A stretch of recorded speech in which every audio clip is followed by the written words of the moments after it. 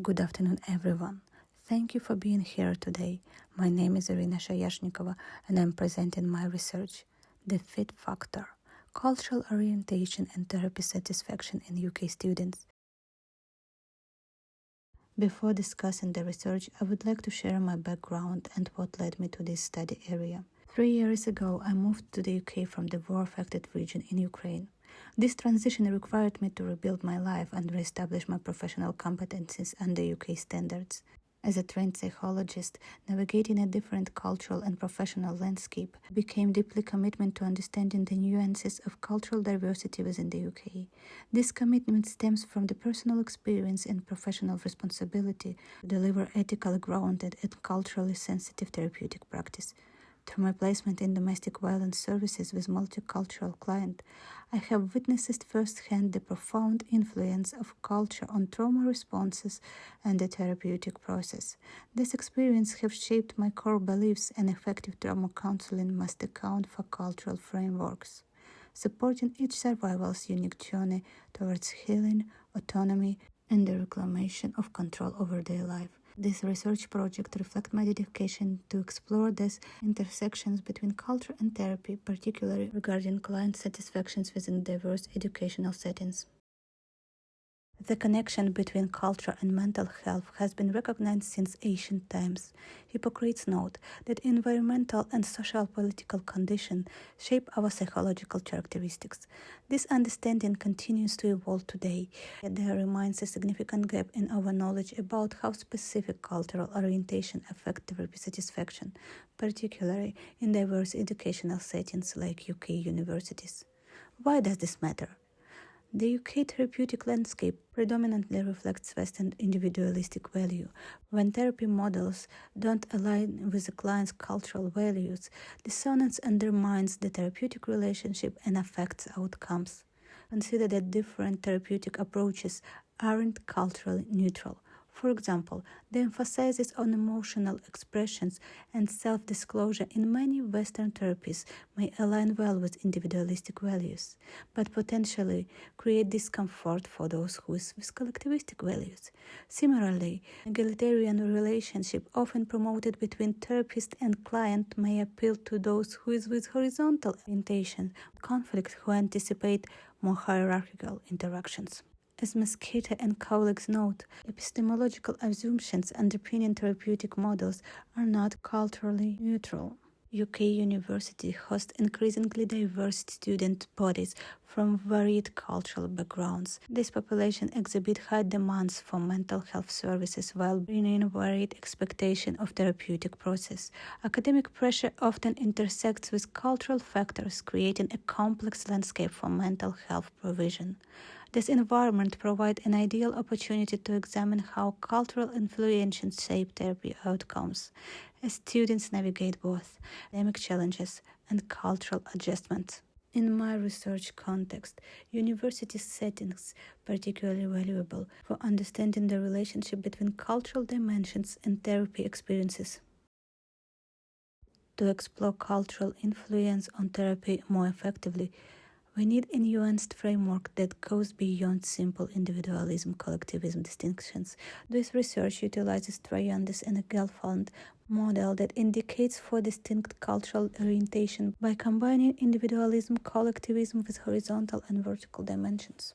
Horizontal individualism values autonomy and equality. Individuals seek independence and self-expression without aiming for status. In therapy, they prefer egalitarian relationships that respect their need for independence.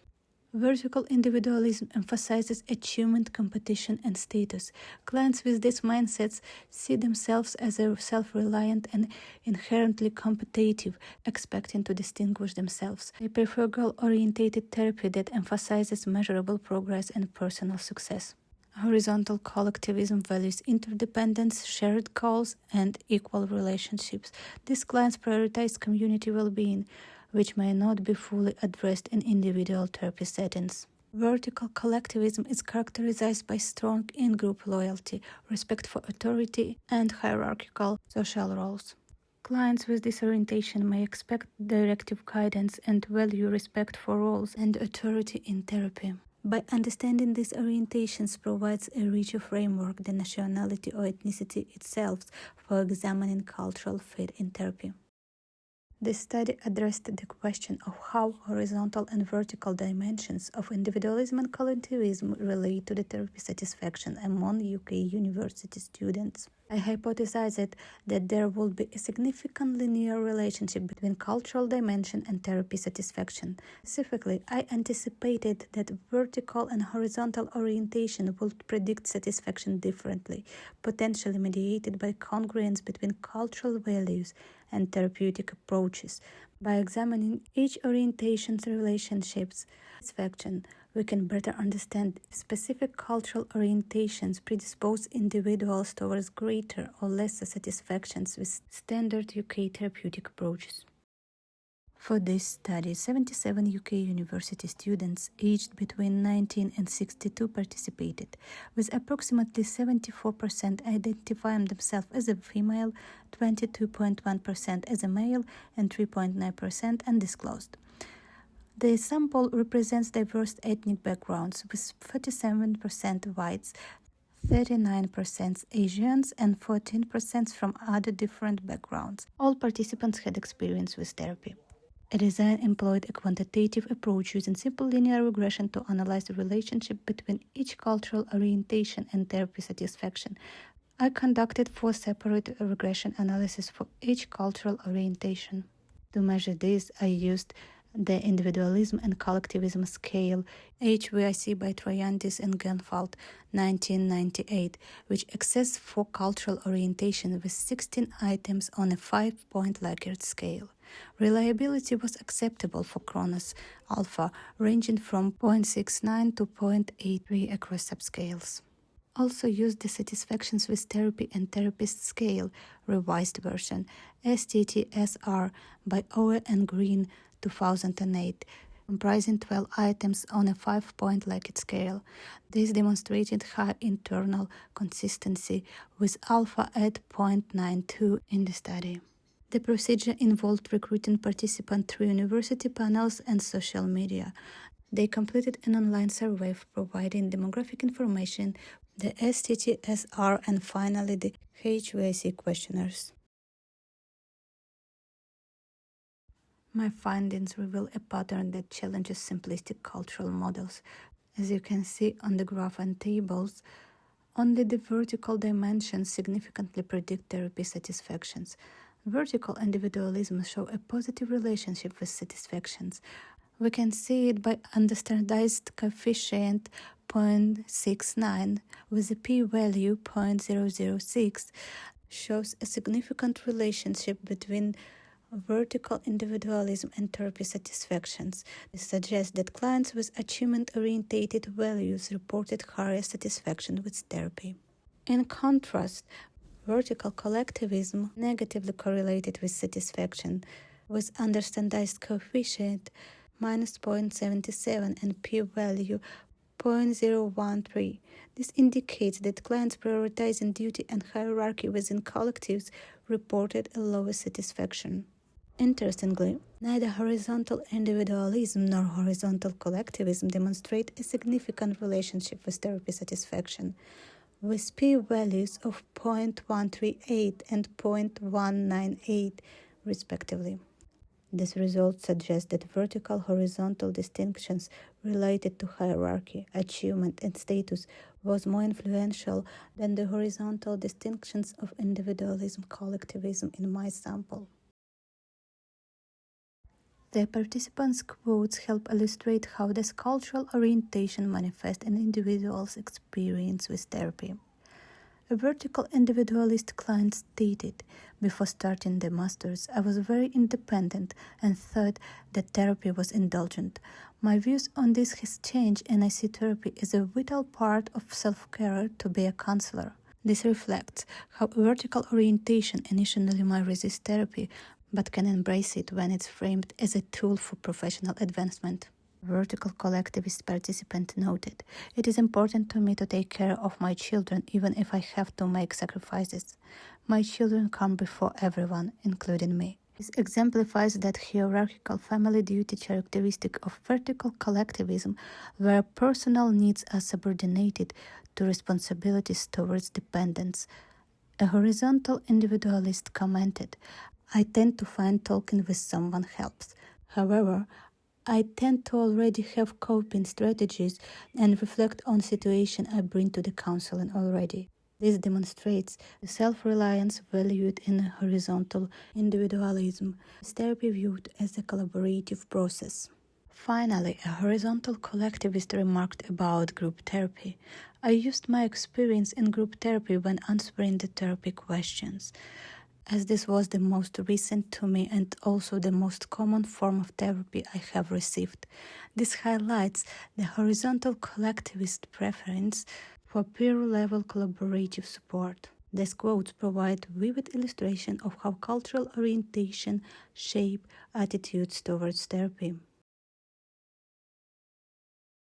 These findings have important implications for therapeutic practice with cultural diverse student population. In my study, vertical dimension is more influential than individualism and collectivism distinctions and selves. This challenges simplistic cultural models and underscores the need of more nuanced approach to cultural competence. For clients with high vertical individualism, the counselors might enhance engagement by emphasizing goal setting and progress tracking. The positive association between vertical individualism and satisfaction suggests that these clients respond well to structured approach highlighting growth. For clients with high vertical collectivism, counselors should acknowledge the importance of relationship and duty, potentially adopting a more directive stance. The negative association with satisfaction indicates that standard UK therapeutic approaches may not adequately address this client's needs. For horizontal dimensions, in theory, individuals might appreciate therapy that supports personal agency. However, the standard therapeutic model already emphasizes client autonomy and equality. A modern UK therapy tends to be highly collaborative and non-hierarchical. For example, person-centered therapy or CBT approaches. Consequently, clients' horizontal individualist orientation may be satisfied by default, as a classic therapy egalitarian self-directed atmosphere already meets preferences.